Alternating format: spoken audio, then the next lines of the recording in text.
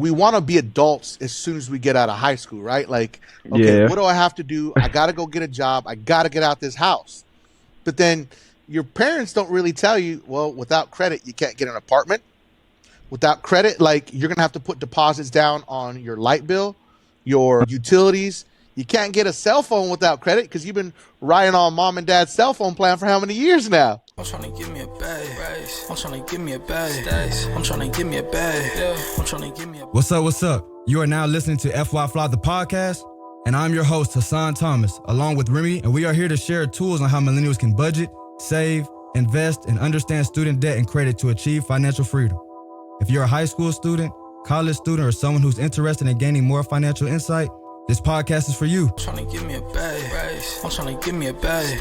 I'm trying to give me a... What's up, my FY Fly folks out there? How y'all doing? I hope y'all doing all right.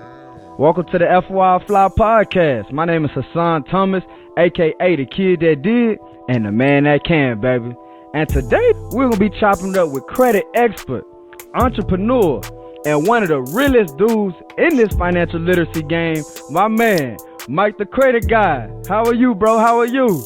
I'm doing great, man. Thank you for having us on your podcast, man. This is really exciting. We love to be able to, come out here and help people and just talk about credit at the end of the day. Yes, sir. Yes, sir. That's what it's all about. Me and Mike met at FinCon, man. But now we're on Wild Fly. And y'all know what we like to do. We like to skip the fluff and get right into the good stuff. That sound good, Mike? Absolutely. I'm all about it, bro. That's a bet. I already know you gonna get straight to it. You called me out of FitCon. Hey, bro, you want to shoot some content? I'm not scared to ask, you know what I mean? Yes, sir. Yes, sir. So before we get into ways that my audience can actually raise credit, because that's what I really want to have a strong emphasis on today, is how we can actually raise our credit. But I want to ask you, Mike, did you always have good credit? Or was there like a time or a turning point in your life where you were like, okay, it's time for me to get right? That's a great question, man, because a lot of people always ask me, what's your credit score? Did you have bad credit? Oh, and yeah, that's social proof. They got to see it. No, absolutely. I came from a different generation. Latino communities don't talk about credit. So I didn't have bad credit. I just didn't have any credit. And my ex, from like 12 years ago, I was a very successful young businessman running a restaurant, and I went to go buy a car, and the guy's like, what's your credit score? And I was like, credit score? What's that? I was 27 years old. I felt devastated. I was 26, 27. I felt devastated because I didn't know anything about credit at the time. She was like, are you serious right now? And I was like, yeah. I was like, she's like, how can you be a successful business person and you don't even know what credit is? So that specific moment in life was what turned me around. And that's what made me dive deep into credit to figure out, like, what is this? What do I have to do to improve my credit? And I just started reading. I felt really like driven to figure out, why has nobody talked to me about this? Let's keep it real. Okay, so I got a question now. I didn't know you was a successful restaurant owner. I didn't know that about you. So tell our audience, where did that entrepreneurship gene come from? Was it from parents? Did you have examples of it? Where did that entrepreneurship come from? My grandma, I grew up in the hood in East LA. I grew up in the real project, and I saw a lot of things as a kid, and my grandma always preached to me, you have to work hard to get to the things that you want to do. And she always said, you have to live by one rule: never let anybody outwork you. Facts. Yeah. That's and facts. I was like, man, and I've lived and died by that. Rest in peace, grandma. But, she taught me that, and she said, you have to go out there and get whatever you want. Nobody's going to give it to you. So I instilled that, and that's what really drove me to want to be a business owner. For sure. So now I want to jump back into, what you mentioned about the credit. And what I've realized is we have to tell people, when I'm speaking to the high school and college students, it's not enough to just tell them, hey, you need to do this, you need to do this, you need to do this. We have to tell people the pros, but also the cons of making, that type of decision. So in your opinion, what would you say is the biggest downfall of having no or low credit? So the biggest downfall of credit, you're going to understand how it's going to be a huge struggle in life moving forward. You know, we want to be adults as soon as we get out of high school, right? Like, okay, Yeah. what do I have to do? I got to go get a job. I got to get out this house. But then your parents don't really tell you, well, without credit, you can't get an apartment. Without credit, like you're going to have to put deposits down on your light bill, your utilities. You can't get a cell phone without credit because you've been riding on mom and dad's cell phone plan for how many years now? Yeah. And then let alone you want to get any type of lending. So let's say, you know, you're a successful person and you've been working hard and you come out of high school into college and now you have a great paying job, but you don't have credit. So you want to buy a house, interest rates are going to be outrageous for you. You want to buy a car, same thing. You're going to really struggle. You're going to have to deal with high interest rates and not being able to move properly in life.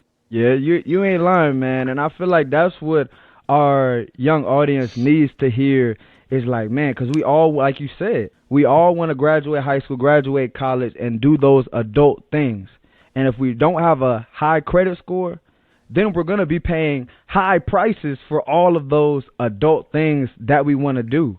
And like that story that you mentioned with you, you know, you're trying to go get a car, you know, at 27 years old, we don't want that to happen to you all. So you got to listen to this game.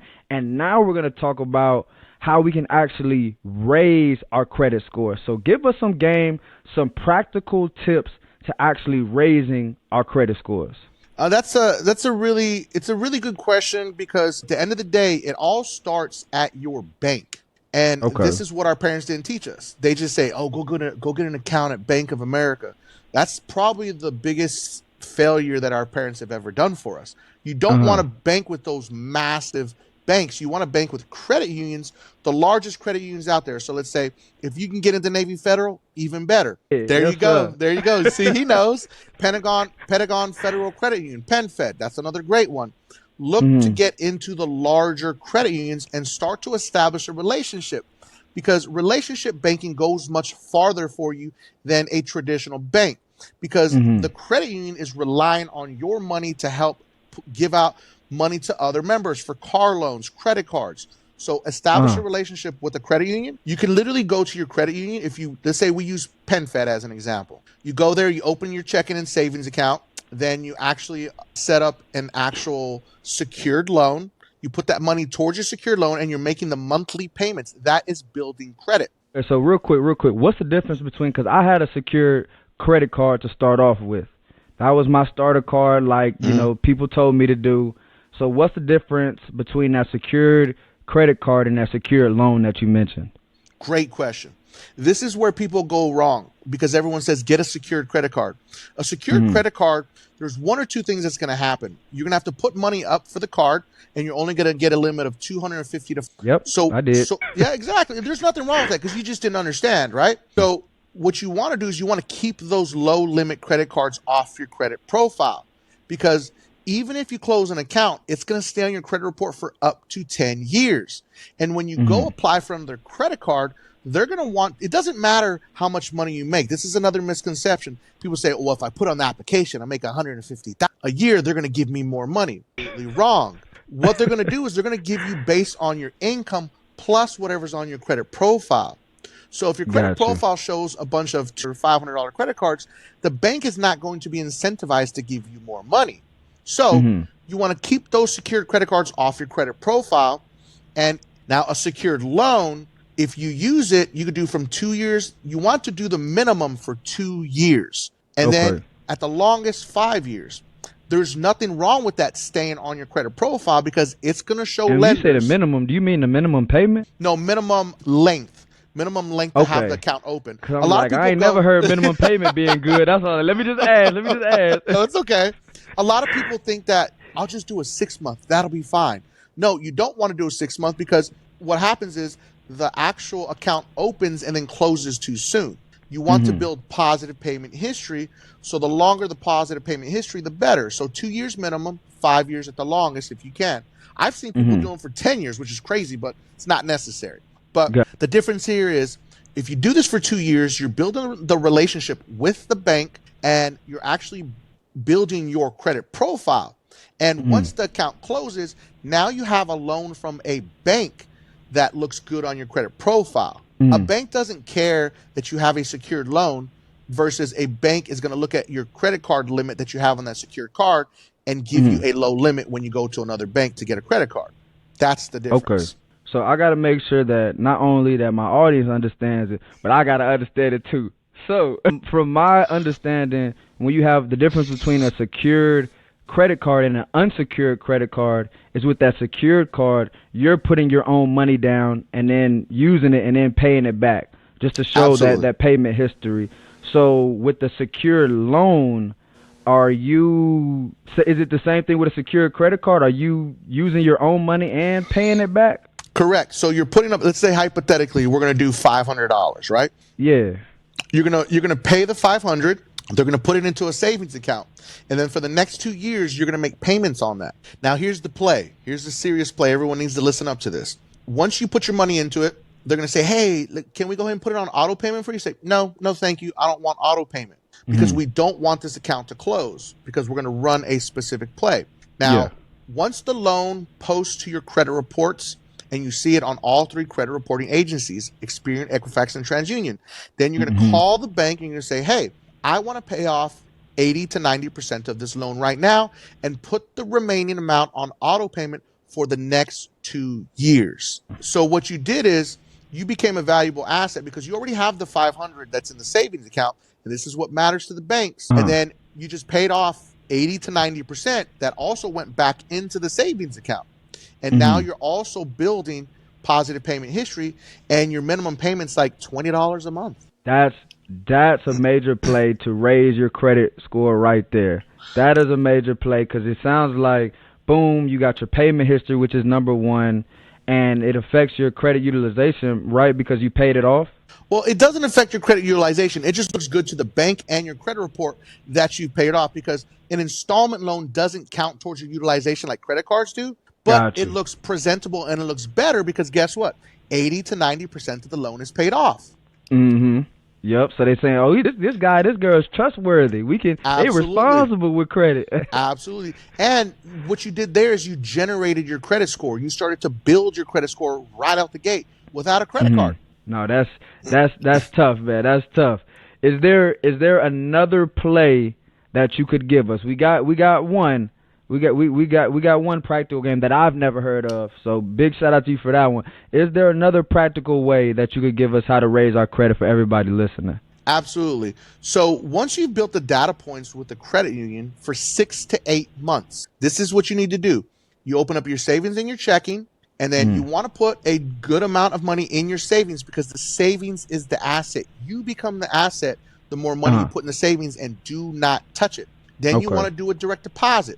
Doesn't matter if it's a small amount from your part-time job as a young college student, but doing the direct deposit shows money's coming to that account, or you want to make physical deposits as much as possible. And then you do the secured loan. You do that secured loan like what we just talked about for 6 to 8 months. Then you go with this specific credit union that's going to do no hard pull to see if you're pre-qualified. So now you've established this relationship, and we'll use PenFed as another example. There's no hard inquiry to see if you qualify for any of their credit cards. Okay. So PenFed or any other large credit union is going to be more open to giving you a large limit credit card than a traditional Bank of America or Wells Fargo. And I can attest to that because I got my Navy Fed card for a limit of $5K, and like 2 months they moved it up to $9K. Correct. And this is the best part about it. So let's say you start off at $2K, $3K. Even if you start off at $2,000, that's tremendous. No other bank is going to just right out the gate give you a $2,000 credit card with very little credit. But because you establish the relationship and now you're the asset because there's money in your savings account that you haven't touched, the bank is going to be more willing to give you a high limit credit card. Okay. So the game here is use the credit union to your advantage, because right now we're in a crazy economical time and people are not paying attention that banks are actually closing locations. Bank of America, Wells Fargo. But you know who's going to stay strong this entire time? The credit unions. The big credit unions. They're building off relationships. Absolutely, because they have more members. they have the ability to lend more money out because their members are actually paying back the money, and the members are keeping money in the bank as opposed to the bigger traditional banks. Okay, so we mentioned building relationship with the banks a lot. So for everybody that's like, what in the world does that actually mean? Like, are we going into the bank? Are we bringing the workers food? Are we like, so describe that for us. What does building a relationship, and let's stick on credit unions, because I'm now a big fan of credit unions because they mess with me, so I'm an advocate. So what does it look like to build a relationship with the credit union? Just like what I said, you want to give them the data points and make yourself an asset. The more money that you are putting into an actual credit union, the more you matter and the more valuable you become. So by you putting money into your savings and checking, maintaining those accounts in good standing, and also using more of their products. Oh, so that sounds like something we talk about a lot on here is multi-beneficial relationships.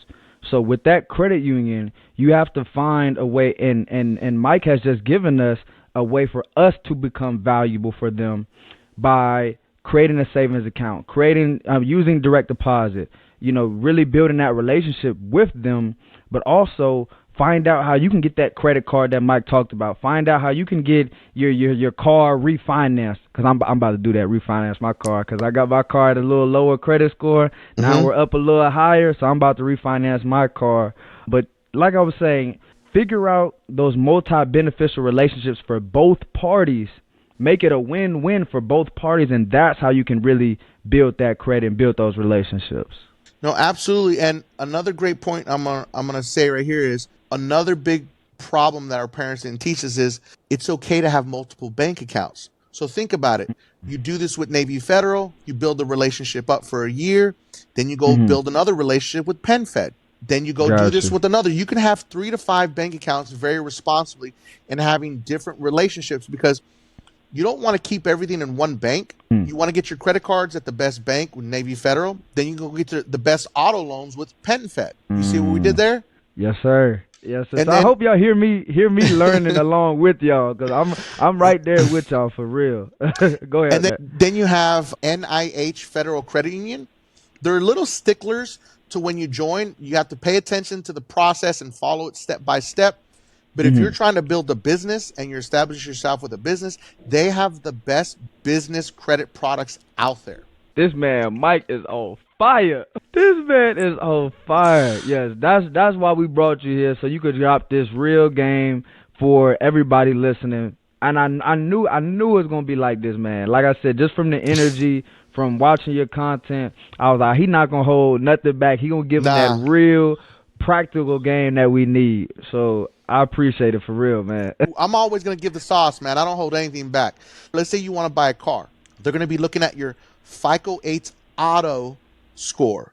Now, if you want to get a credit card, they're going to be looking at your FICO bank card score 8. And if you want to buy a home, segmented. Correct. If you want to buy a home, they're looking at your FICO mortgage score 2, 4, or 5. As you saw, like what you just said, it's segmented into different groups of industries, because every industry is different and the requirements are different. So I have a credit card. I'm paying my car loan, but I don't have a home yet. So does that mean my FICO mortgage score is 0? No, it does not mean that. What it actually, you're still building credit, okay? But every credit score is different based on the algorithm that it has. If you look at, let's say, for instance, my TransUnion credit score is a 7. Then I go look at, for my my FICO bank card score 8 is a 779 with TransUnion. Okay? Gotcha. Great score. You're like, wow, you can get any credit card you want, right? Exciting. Now you go look at your FICO mortgage score 2, and you're like, why does it say it's a 700? This is kind of crazy. Why? What's the difference? Because the algorithm is built different to look at different things on your credit report.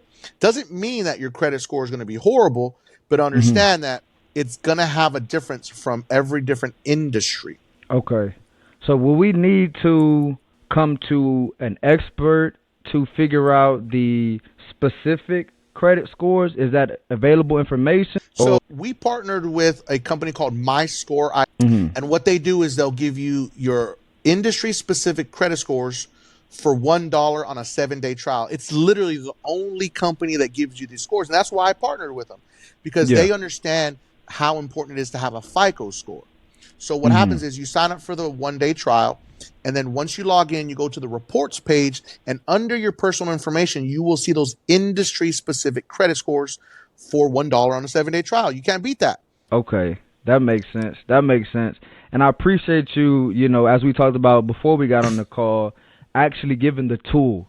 The information is one thing, but you mentioning the tool, that's what's going to help people, actually go use that tool to better themselves, better their credit, and then honestly better their lives, because like we talked about, we're going to need this credit for a home, for a car, for credit cards and things of that nature. So I really appreciate that. And I want to dive back into, because we've mentioned some of the best credit unions. Talk to us about some of the best credit cards to start off with, and then also, how many should we have? Because you said multiple banks. Should we have multiple credit cards? Talk to us about that. That's a great question. I love that question specifically about how many credit cards, and then we'll kind of go into the specifics. So the biggest mistake and misconception that people have about credit is you have to have a lot of credit cards to be successful with credit and have a high credit score. In fact, that's not true. I have a lot of credit cards only because I stack points. I'm a points chaser. And I test a lot of credit cards out for our company to be able to bring real data points to our YouTube channel. So we're not just getting information from other people. We have to have the real data points, because age of credit is what truly gets people into the higher credit score realm. People with over an 800 credit score, so the highest credit score you can get is an 850. People that are up there in the 800s to 850 only have 3 to at maximum 5 credit cards. That's all. And then they have maybe one auto loan, and then maybe 1 or 2 auto loans they paid off behind that, and then a mortgage. So it's that's the perfect mix.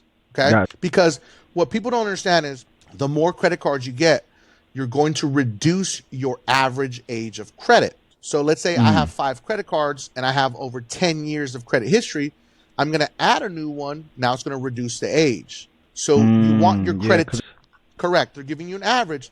So you want your credit to grow. So you start off with your base credit. So that's why we went after the secured loan, because that's our base point. Now we go after a credit card, and you get a big limit credit card. Now we've beat the game, right? Because we have a credit card. Now it's your time to go after the big boy credit cards. Now you have to look at the credit cards that make sense for your specific lifestyle, because my lifestyle is completely different than everybody else's.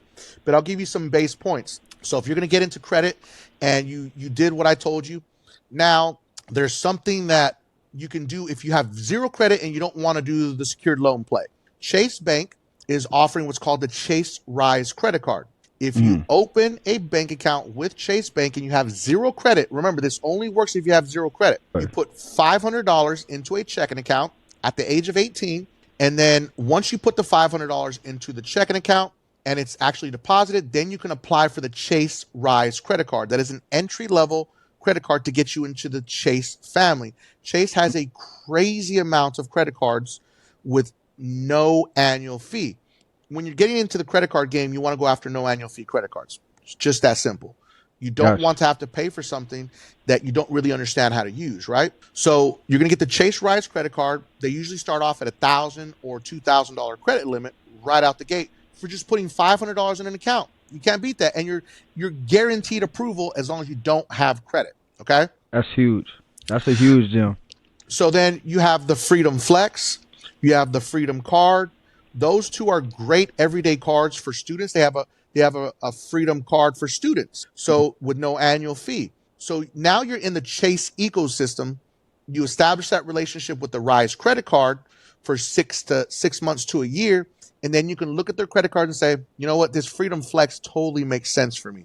There's no annual fee, and I'm going to get a lot of points for all of the things that I'm normally spending money on, groceries, dining out, different stuff like that. So Chase is a great one to be with. And then the other one is Discover.